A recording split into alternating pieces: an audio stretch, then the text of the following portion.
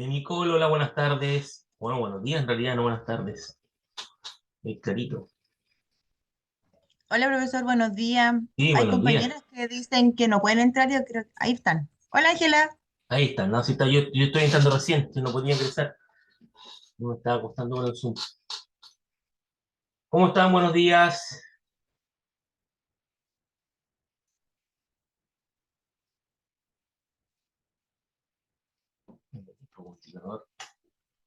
¿Cómo estuvo la semana laboral? Pesada, tranquila, mucho trabajo.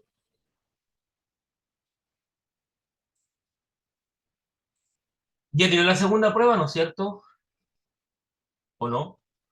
No me acuerdo la fecha, por eso pregunto.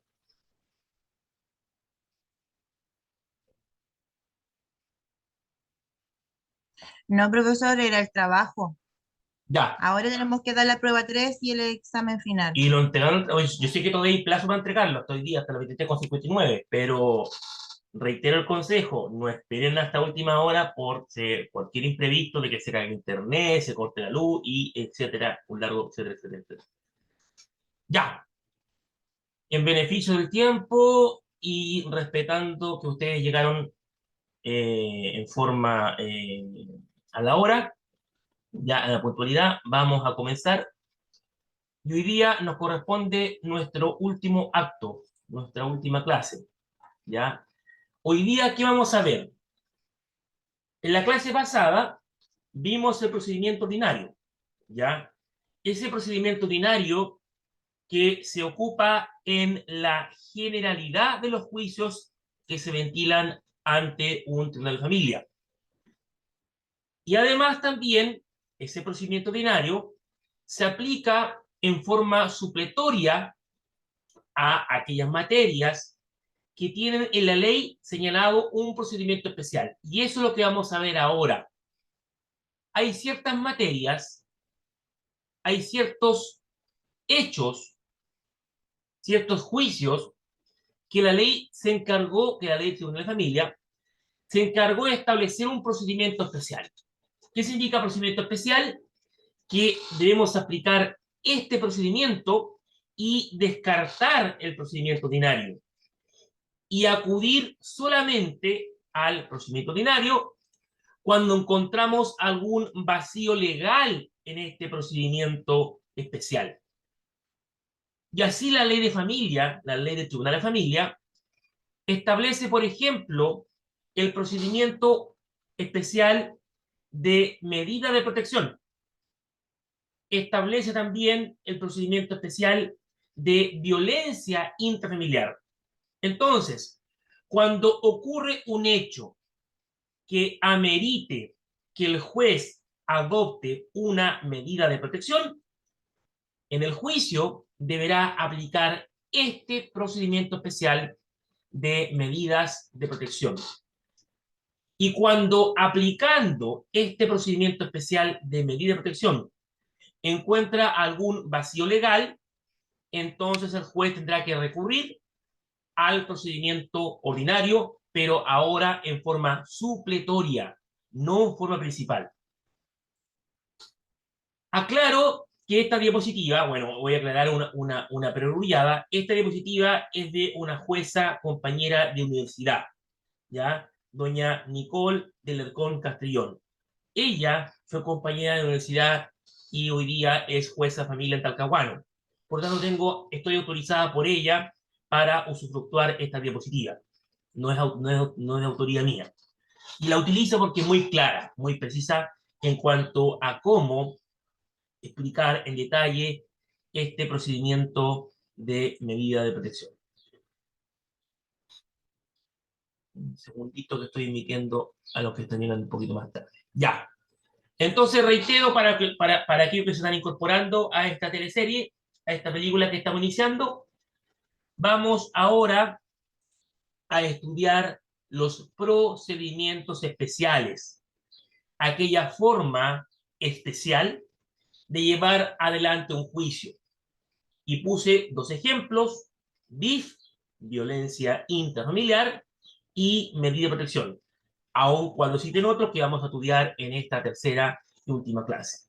Y vamos a comenzar con las medidas de protección.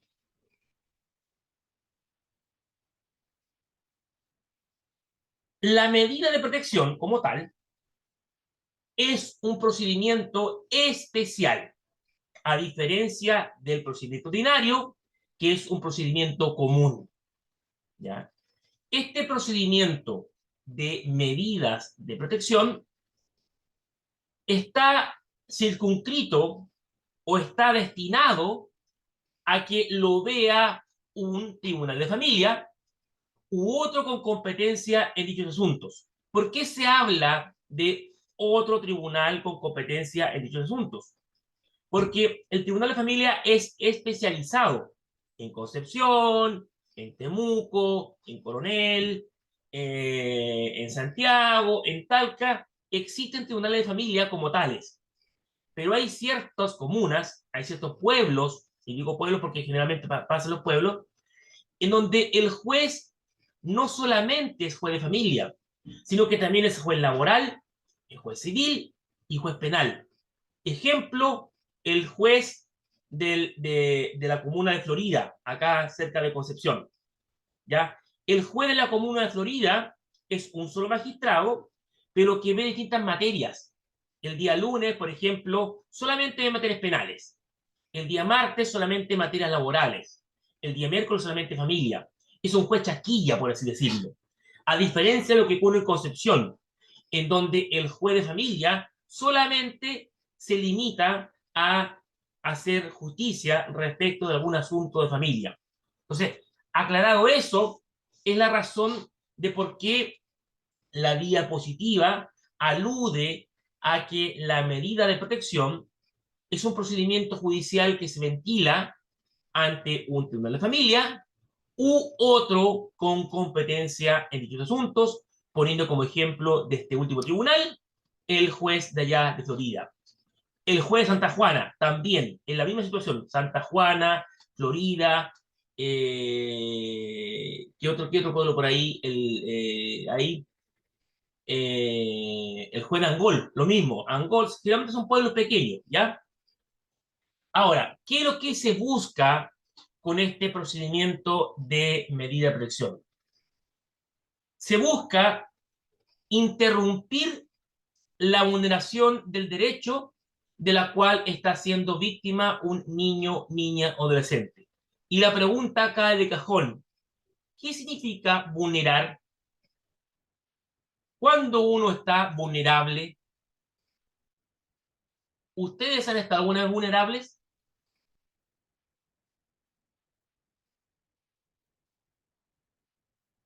Se doy la palabra. No se peleen, ¿eh?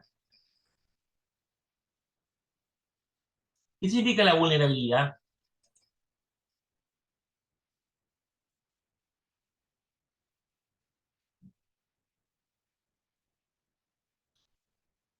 Cuando uno dice, no, estoy muy vulnerable, ya pues, anímense.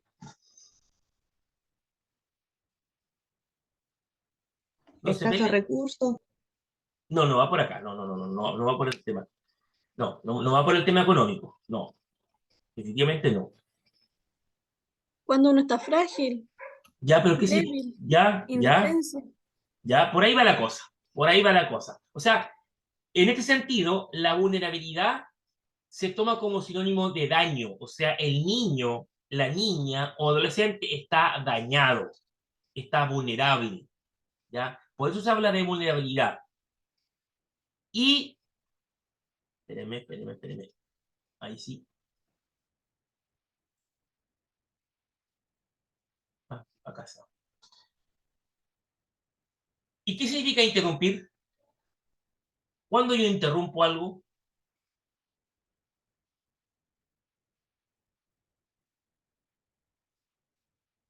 ¿ustedes han interrumpido alguna vez una conversación o no? Por ejemplo, cuando uno llega de repente a la casa y dice, oh, escuché sin querer, no quise interrumpir. ¿Qué está diciendo uno con eso?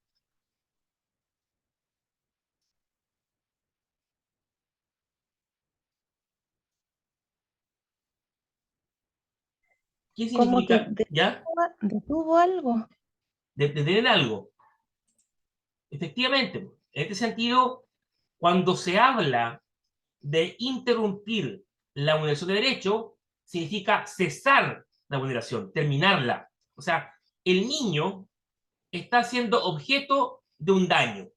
Por ejemplo, el niño se vio involucrado en un carrete con alcohol y drogas. Los papitos, un poquito, les falta un par de palitos para el puente, ¿no es cierto?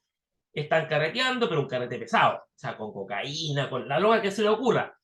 Y el niño de 4 o 5 años está ahí mirando como estos papitos inconscientes están jalando cocaína, están tomando alcohol, etcétera, etcétera, etcétera. Entonces, eso es un daño para el menor, que duda cabe, ¿no es cierto? Entonces, y un vecino se da cuenta de que están con la música a todo ritmo, a todo volumen, y están llegando, y se da cuenta que están llegando gente de así como de mal aspecto, curados, borrachos, drogados, entonces, y se da cuenta de que el niño está mirando eso, está siendo testigo de esa situación. Entonces, interpone una denuncia para que se inicie este procedimiento de medio de protección. ¿Ya? Y se constata que efectivamente el niño estaba ahí en ese carrete donde no debiera estar. Entonces, se interrumpe la vulneración del derecho.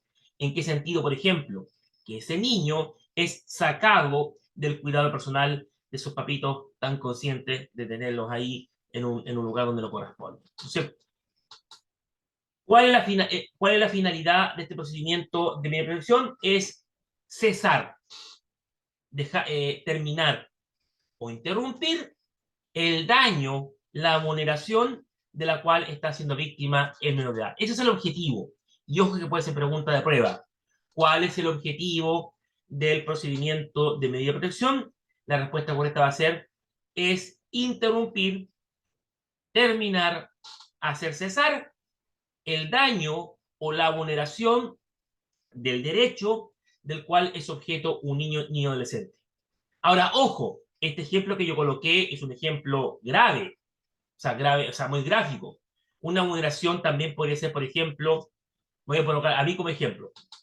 Me da la tontera y, no, para que mi cabro chico en el colegio, si tiene 5 años, que vaya a perder el tiempo y lo empiezo a hacer faltar. ¿Ya? Y mi señora, que es más consciente que yo, dice, supongamos que estamos separados, mi señora dice, no, un momentito, que el niño tiene que ir al colegio. Obvio, ¿cierto? Tiene que ir.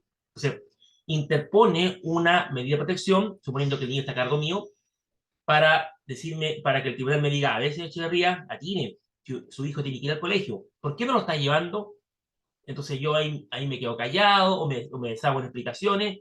En concreto, no lo llevo al niño porque yo no quiero ir, por flojera, por ejemplo. Entonces, le estoy vulnerando el derecho de la educación a mi hijo. Él tiene derecho a educarse. Entonces, en ese sentido, se interrumpe, ¿ya? Y se me obliga a que yo lleve al niño al colegio.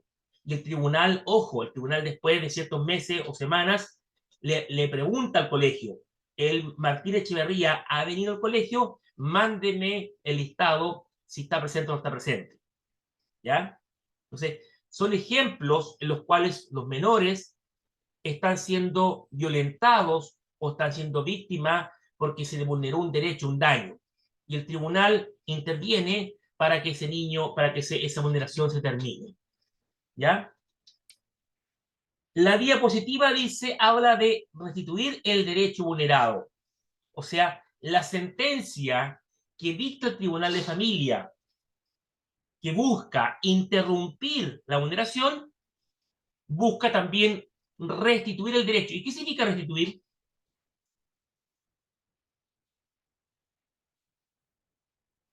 ¿A ustedes le han restituido algo alguna vez?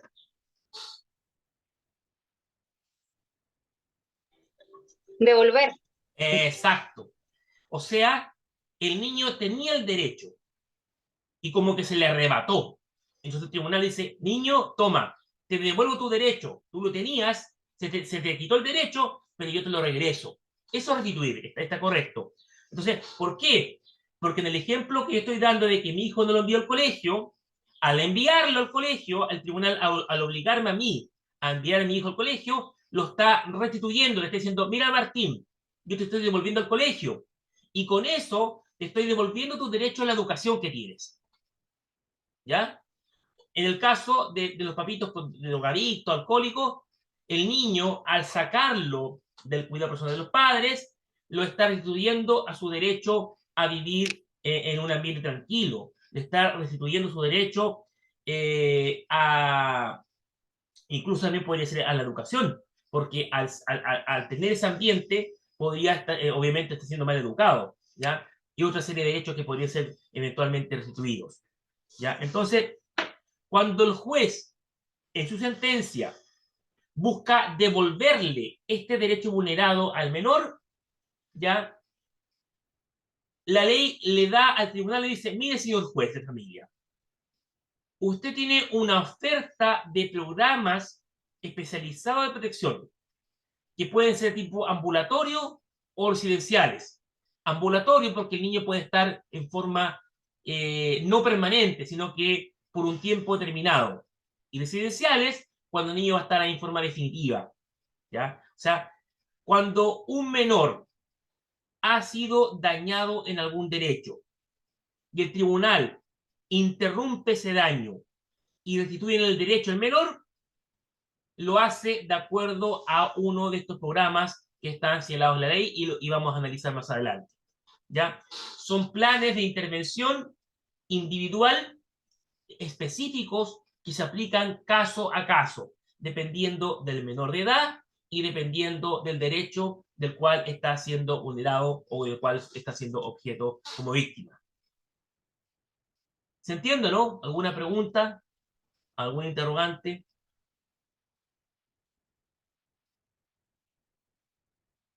¿O continúo? No, profe, ¿Sí? le quiero decir algo, pero no depende de esta materia. Ya, Mire, es que tranquila. sabe que yo subí hace poquito al trabajo ¿Ya? y me di cuenta de que el examen final abre y cierra el mismo día a la misma hora, entonces si después lo puede modificar, porque si no tenemos menos de un minuto para dar la prueba el jueves, Ya, es como que ya no nos vamos ya, de más. no, yo voy a tener que hablarlo con la jefa de carrera porque yo no, ahí no intervengo. Yo, Ah, yo, chuta. yo, yo le informo a la jefa de carrera en los horarios, así que voy a tener que informarle a la jefa de carrera. ¿Qué me dice que se abre un minuto?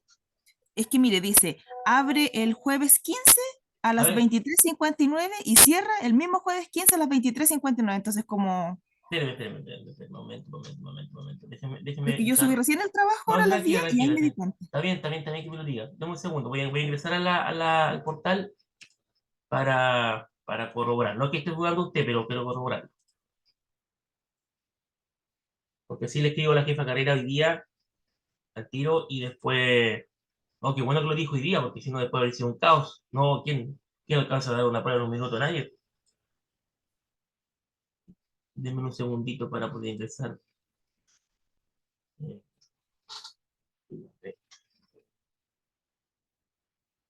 No, eso tiene que haber sido error de la persona, evidentemente, que aperturó las pruebas. No, ahí yo me declaro inocente porque yo informo la fecha y ni siquiera la jefa de carrera, es otra persona, un tercero, que no tengo idea quién es. No sé si de Santiago o de, espérame, estamos en tribunal de familia. Es que yo tengo otro ramo acá anotado, por eso lo ando buscando. Esto es pruebas. Examen final me dijo, ¿cierto? O la prueba de unidad 3. Sí, profesor, el examen El final. examen, a ver, veámoslo acá. Dice, tierra. Claro, abre jueves 15 de diciembre a las 23 horas y cierra jueves 15 de diciembre. Ya, voy a tener que escribir la misma carrera en el break que tengamos ahora los 20 minutos. Después, o sea, cuando termine a las 10:40, perdón, denme unos 5 minutos para escribir la jefa de carrera y volvemos inmediatamente. ¿Ya? Porfa. Gracias por avisarme. Ya, profesor, Ya. gracias. No gracias a usted, porque si no, después a usted les perjudica. Estábamos entonces. Espérame. Aquí estamos. Estoy cambiando los. Va, ahí sí. Estamos. Voy a hacer un resumen general. Estamos analizando el primer procedimiento especial, denominado procedimiento de medida de protección. Este procedimiento se aplica para el caso de que un niño, cuando digo niño me estoy refiriendo a niño y adolescente, ¿ya?, está siendo vulnerado en un específico derecho. Entonces el juez de familia interviene, primero para hacer cesar esa vulneración de forma ojalá inmediata. Y segundo, para restituir al niño, para devolverle a ese menor de edad ese derecho que estaba siendo virlado, que estaba siendo robado, por así decirlo. Y para ello, la ley le coloca al juez un catálogo de programas para poder restituir al menor de edad. Y eso es lo que estamos viendo ahora. ¿Y qué nos corresponde estudiar ahora? Nos corresponde ver cuál es la ley, qué legislación el juez debe aplicar cuando va a hacer uso de este procedimiento de medida de protección. Primero, el Código Civil. ¿Por qué? Porque el Código Civil está indicada la normativa respecto al cuidado personal, respecto a quiénes son menores de edad, quiénes son mayores de edad, quiénes son los responsables legalmente hablando de un niño, ya, por eso se aplica el Código Civil. Segundo, también se debe aplicar la ley número 19.968, que ustedes y yo la conocemos más con el nombre de tribunales de familia. En menor medida, pero también aplicable, es la ley número 16.618, más conocida como la ley de menor edad. Y finalmente, que duda cabe, debemos aplicar, el juez de familia me refiero, deberá aplicar la Convención sobre los Derechos del Niño y principalmente el principio ya de protección de los derechos del niño consagrado en esta ley. ¿Se acuerdan ustedes que la clase pasada estudiamos los principios del procedimiento ordinario? Acá también existen principios. Y algunos coinciden con lo que ya vimos allá en el procedimiento ordinario. Por ejemplo, cuando el tribunal aplica este procedimiento de medida de protección, debe aplicar el principio del interés superior del niño. O sea, en palabras simples, el juez debe ver qué es lo más conveniente para ese menor, ya, al caso concreto. Segundo, protección de la intimidad. Ese niño que está siendo vulnerado un derecho, tiene derecho a su intimidad. Y la idea es que no sea revictimizado. Por ejemplo, en el caso que estaba colocando yo de drogas, coloquémosle más sangre a la situación. Además de las drogas, además del alcohol, a estos papitos corazones se les ocurrió hacer una orgía sexual delante del niño. Entonces, había una pelea de pulpo ahí, ya, y el niño estaba viendo eso. Entonces, obviamente, dependiendo de la edad del niño, se le tendrá que ver el tema de la intimidad en cuanto a la sexualidad de la cual estaba siendo objeto, o incluso podría estar siendo abusado por algún adulto en ese carrete que estaba colocando, como ejemplo yo, ¿ya? O sea, eventualmente, imagínense una situación como la que yo estoy viendo acá, y llega a oídos de la prensa, y llega a todos los periodistas fuera del tribunal, y se ponen a hablar del menor de edad. La ley dice, y el niño sale del tribunal y lo enfocan. No. ¿Se han dado cuenta que ustedes en la noticia cuando hay un niño de por medio, le tapan la cara con unos cuadritos? Es por esto, es por derecho a la intimidad. ¿Ya? No puede mostrar la cara de menor de edad, independientemente que el cabro chico sea a lo mejor el más malo del mundo, porque uno de repente dice, en otro ámbito, manera penal, el Cizarro, por ejemplo, cuando era menor de edad, no le mostraban la cara. No le mostraban la cara. Ahora que ya adulto, ya no hay inconveniente. Pero obedece a esto, al derecho a la intimidad. Actuación de oficio. Allá también lo vimos en el procedimiento ordinario. El tribunal no espera a que las partes que dan inicio a este procedimiento actúen. El juez tiene iniciativa para darle celeridad al juicio. ¿Por qué? Porque si este juicio no es rápido, ese niño que está siendo vulnerado su derecho puede traer consecuencias más perniciosas, puede traer consecuencias más nefastas para ese menor. La idea es que esa vulneración termine, no que se mantenga en el tiempo. Y la inactividad o la pereza del tribunal en este sentido puede significar justamente de que el menor ya en definitiva continúe siendo víctima de esta vulneración. Y la idea, reitero, es todo lo contrario. Inmediación. ¿Se acuerdan ustedes lo que era el principio de inmediación o no? A ver, materia estudiada, materia olvidada. ¿Qué era el principio de inmediación? ¿Alguien se atreve? Porque eso de materia estudiada, materia olvidada, yo también lo vivía, así que yo también cuando estudiaba Derecho, materia estudiada, materia olvidada. ¿Pero se acuerdan ustedes o no? ¿Qué significa el principio de inmediación? Ahí dice que es el derecho a ser oído. Sí, no, pero eso es un complemento. Es un complemento. Disculpen, acuérdense ustedes que la inmediación significaba de que el juez tenía que estar presente en cuerpo y alma en la audiencia, que no podía delegar esta función en un actuario, como ocurría allá en el juzgado de menores. Esa es la inmediación. Lo que pasa es que el derecho a ser oído se relaciona con la inmediación. ¿Por qué? Porque es el juez de familia el que tiene que escuchar directamente al menor. No puede el juez de familia decir a Juanito, ya actuario Juanito, vaya usted y escucha al niño. No.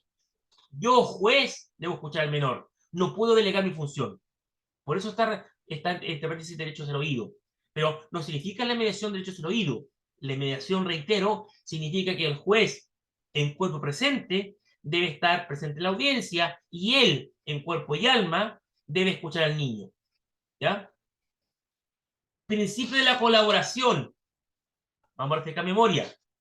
Acuérdense ustedes que lo que la ley de familia quiere que, en la medida de lo posible, papá y mamá sean capaces de conversar como dos personas adultas. Y en tal calidad sean capaces de darse cuenta de que al llegar a un acuerdo, a una solución colaborativa, va a ser mejor a que sea el juez, mediante una sentencia, que les imponga su parecer. Acuérdense usted que el juez es una persona, es un tercero imparcial. Entonces, si yo llego a acuerdo con mi señora respecto de la visita de mis hijos, va a haber primero no va a haber pelea. Segundo, como hay acuerdo, no va a intervenir el juez. Y si hay acuerdo, significa que tanto ella como yo convenimos en que tales días y tales horas son mejores para que yo visite al niño. A diferencia de que si nosotros no nos podemos ver y no estamos de acuerdo, sea el juez el que imponga y diga, en mi sentencia, yo ordeno que Martín Echeverría sea visitado por su padre tal día, tales horas. Siempre parten de la base que siempre cuando un juez interviene y dicta sentencia, una de las dos partes queda disconforme, la que perdió. En cambio, si hay acuerdo, las dos partes quedan contentas. Obviamente se entiende que hay casos específicos en los cuales llegar a acuerdo es casi imposible, una utopía, ¿ya? Sobre todo cuando la pareja o el matrimonio terminó mal. Pero hay matrimonios, hay parejas que cuando se separan, se divorcian, terminan muy bien. Y como le decía yo en la clase pasada, llegan a la oficina los cuatro, como dice la canción, ¿ya? Los dos cónyuges con sus actuales parejas. Entonces, es una cosa de suerte en realidad si uno termina bien o termina mal con el cónyuge. Aun cuando les confieso que en mi caso espero nunca estar en la otra vereda, siempre estar como abogado nomás, no estar divorciado en medio de lo que era. Bueno, potestad cautelar. El juez en este procedimiento de medida de protección tiene una orden legal, ¿ya? Una carga legal. Usted, señor juez de familia, debe proteger a ese menor de edad que está siendo objeto de una vulneración de derecho. Y en virtud de este principio protector, usted debe actuar rápido. Debe atinar, señor juez. No espere a que el papá o la mamá tome la iniciativa. Usted debe atinar porque usted tiene un deber de proteger a ese menor de edad. ¿Ya? Y en este principio, de repente, los jueces como que son medio caídos del catre y no atinan en buen chileno. Esa es opinión mía, por si acaso. No soy la verdad, pero es mi percepción de vez en cuando. Bueno, este procedimiento de aplicación de medida de protección, debemos relacionarlo con el artículo número 8, o sea, el artículo 8, perdón, número 8 de la Ley de la Familia. En cuanto a que esta disposición legal dice que está dentro de la competencia de un juez de familia conocer y resolver todos los asuntos en que aparezca involucrado un niño, una niña o adolescente gravemente vulnerado o amenazado. Pregunta, ¿cuál es la diferencia o son lo mismo vulnerabilidad y amenaza? Cuando yo hablo de vulnerabilidad y amenaza, ¿me estoy refiriendo a lo mismo o son conceptos distintos?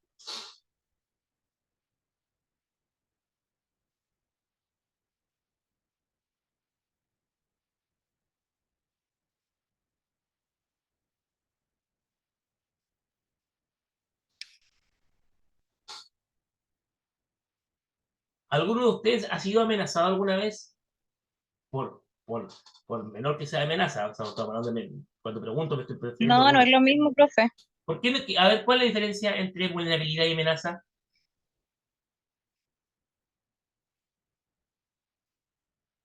Estamos de acuerdo, no es lo mismo, sin duda.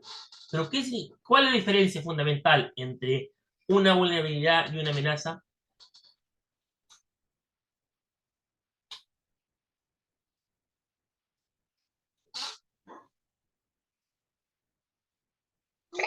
Profesor, ¿puede ser que la amenaza es algo más directo? ¿A qué se refiere? A ver, es un poquito más, explayes un poquito más. Lo que pasa es que si yo amenazo a alguien, ¿Ya? lo estoy haciendo con, a ver, ¿cómo es la palabra? Mm, Ay, no encuentro la palabra. Tranquila, si tenemos tiempo. Intimidando, ¿o no? ¿Cómo? Es que voy en la calle, no hay.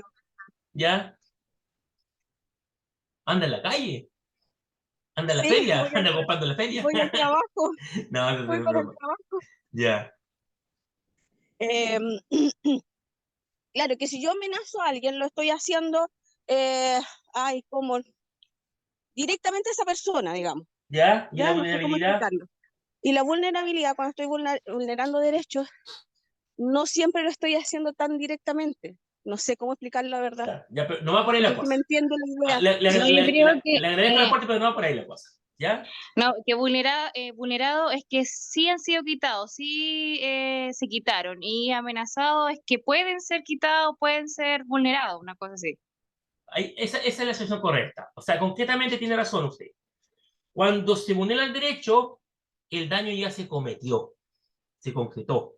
En cambio, en la amenaza hay un riesgo solamente. O sea, yo te estoy diciendo, es como te voy a matar, no te he matado todavía, pero tu vida está corriendo peligro. En cambio, si yo te maté, ya tu vida se terminó, evidente, ¿cierto? Ya te vulneré tu derecho a la vida. Estás en otra dimensión. Entonces, la amenaza hay un riesgo y en la vulnerabilidad ya se perdió el derecho. Esa es la diferencia fundamental. ¿Ya? Entonces, cuando el artículo número 8, el artículo octavo número 8, habla de vulnerados o amenazados, se está refiriendo cuando el menor ha sido privado del derecho o está latente la privación. No te he quitado el derecho, niñito, pero estoy a punto de quitártelo. Ojo, te lo voy a quitar, te lo voy a quitar, te estoy amenazando. ¿Ya?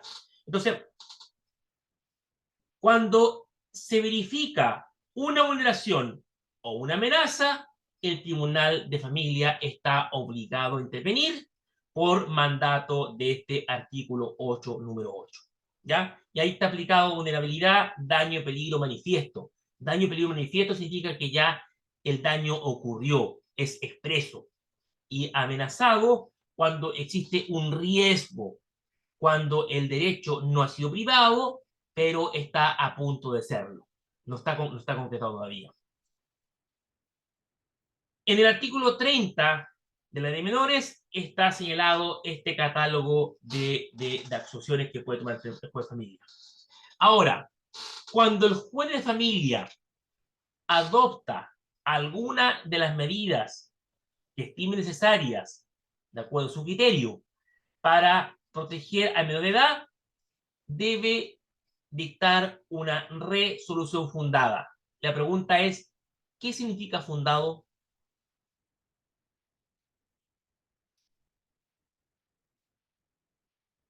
Cuando el Que se tiene juez que basar en algo, que tiene que tener ¿ya? pruebas. Una cosa. Ya está casi rozando el palo. Fue casi igual, pero rozó el palo. ¿Alguien más aporta?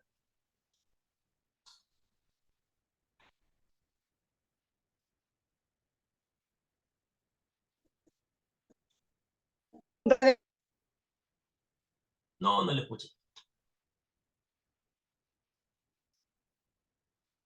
Aquí las damas presentes que tengan pareja o marido o incluso mujer, porque pueden ser del mismo sexo, cuando ustedes piden explicación a sus parejas, ¿qué están haciendo?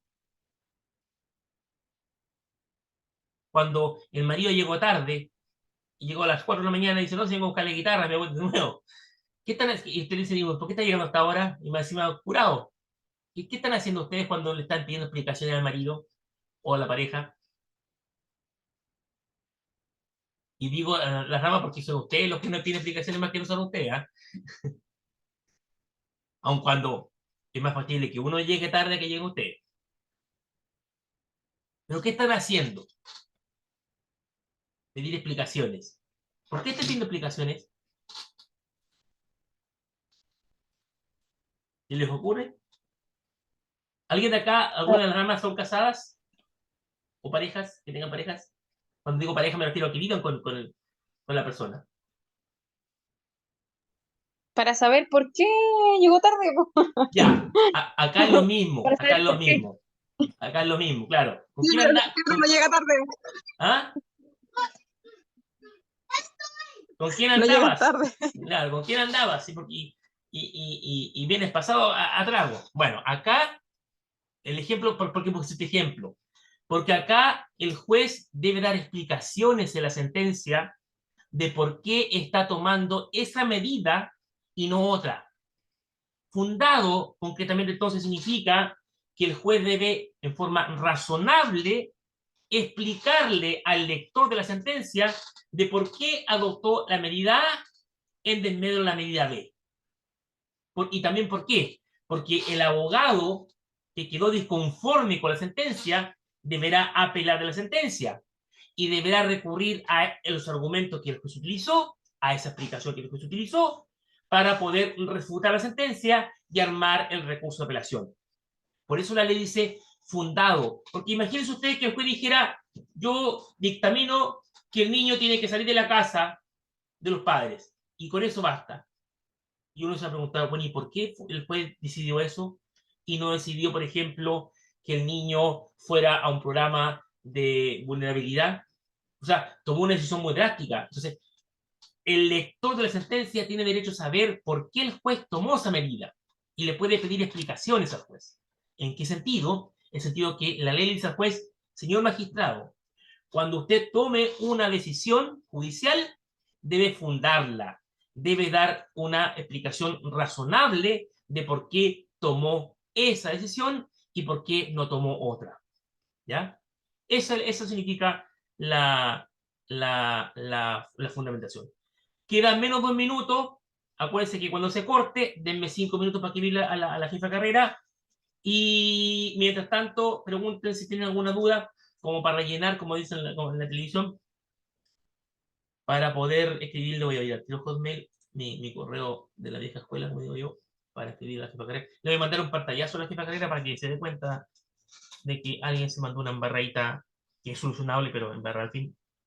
Y menos mal que se dieron cuenta la compañera, porque si no, después, imagínense, ¿a qué hora abría la prueba? ¿Como a las 10, 11 de la noche? ¿A quién van a contactar a esa hora? Nadie. A las 11, claro. Ya, ¿hay alguna pregunta? ¿Ninguna? Entonces se va a cortar esta transmisión y me esperan 5 minutos más y me